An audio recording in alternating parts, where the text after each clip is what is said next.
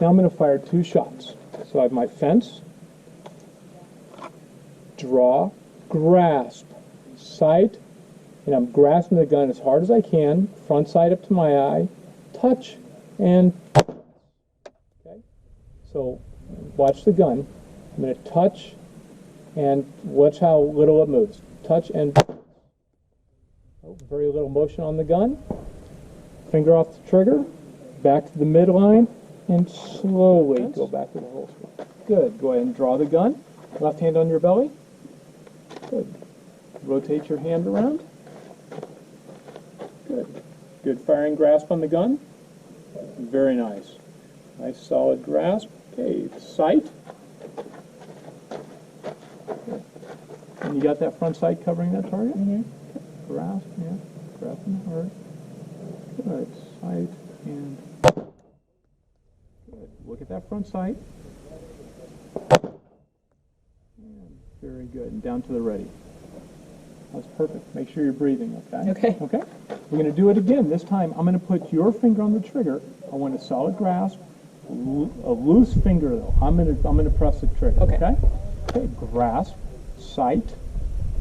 Very good. Get that right foot back just a little bit. Good. Finger on the trigger. Touch. And press. And press. Finger off the trigger. Good. And down to the ready. Outcome because of process. You did a great job. You have no movement on that gun. We're going to watch this video, and you're going to see you were doing a great job here. And one thing is, when I'm pressing the trigger for you, I don't really care how I'm pressing the trigger. I'm just doing it however I want. You're going to have more care on that trigger, so you're going to be even more accurate. Okay. Okay? Now we're going to do the same thing. It's going to be grasp, sight, touch, and you press. Okay.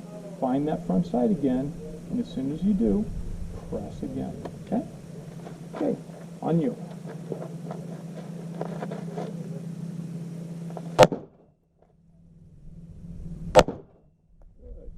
Finger off the trigger.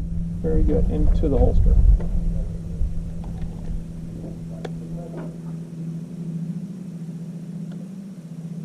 That's freaking awesome.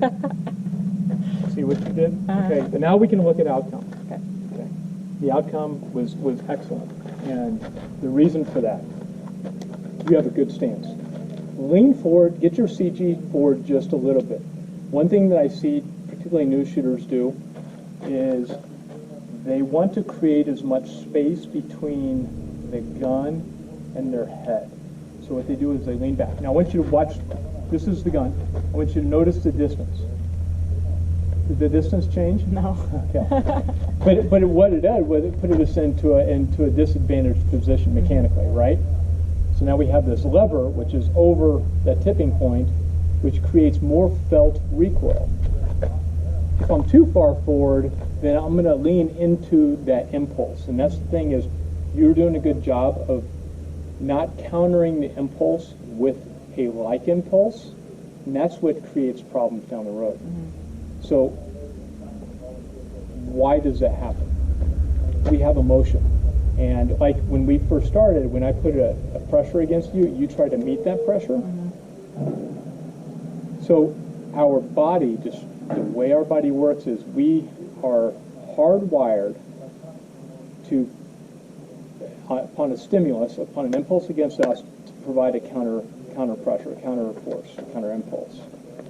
And what that, and there's defensive reasons for that. It's, that startle reflex or pushing somebody off, where it's just intuitive, where it's hardwired into essentially our lizard brain. The problem with that is put your hands like this. Do you know this game? Mm-hmm. Okay. Now you got to move your hands. Okay. You can't do it. Your reaction time, average human reaction time is about 0.25 seconds from a stimulus. Mm-hmm. Okay, so your response time is 0.25. Some athletes are a lot faster than that. So I get to choose that stimulus, and then you're responding to it. When I fire a gun, I know when I'm going to apply that stimulus, and what I try to do is I try to put my impulse and time it with that microsecond of an impulse created by firing of the gun, Problem is, I initiate it too early, and that forces people to go down. You're not going to do that, and you're not doing that now, okay? And unless we can time that perfectly, which is just really hard to do, it takes tens of thousands of repetitions, we can't. So the whole idea is, don't put an impulse to counter an impulse. Use our skeleton, right? Use our body, and use that firm grasp, which you did quite successfully. That's awesome. Okay, so what we're going to do is we're going to get back in your stance right here. And let's go to see the 7B. So just step a little bit to the right. And what I want you to do is we're going to think about fence, okay? Draw, left hand on your belly. We do that so we don't muzzle our hand, and also we keep the shirt out of the way. Grasp. Good. Sight. And I want 2 shots. Touch and press. Touch, press. And down to the ready. By the way, I don't know if you'd noticed that. That's called the Robin Hood. You had 2 shots in 1 hole. I was like, did I miss? No, you did not. And the reason why, you were doing everything perfectly right.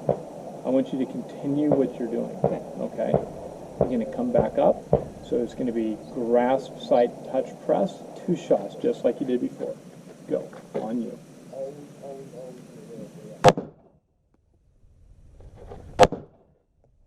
Good. Okay, notice your gun is now empty. Rule number 1, always know the condition of your firearm. If it's not loaded, you need to fix it. So pushing in the mag release, magazine release, remember it's a button, and then reaching into your pocket for your other magazine. Insert the magazine firmly over the top, clamp, push and pull, very good, and back to the holster. Up. Left hand, nicely done, good. Okay, we're moving faster than I thought we were, so this is going to be good. Fence, draw, grasp, sight, don't look at the gun, sight, touch, remember grasp, sight, touch, and press. And press. Very good. So you ready? And let's go to the holster. You're doing a great job on the holster. Okay. One more time. On you. I want you to just walk through the steps in your head, and I want you to do it, okay? Okay. Go.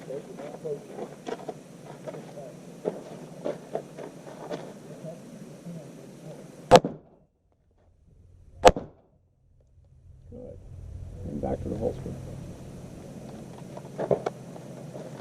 Nicely done. Nicely done.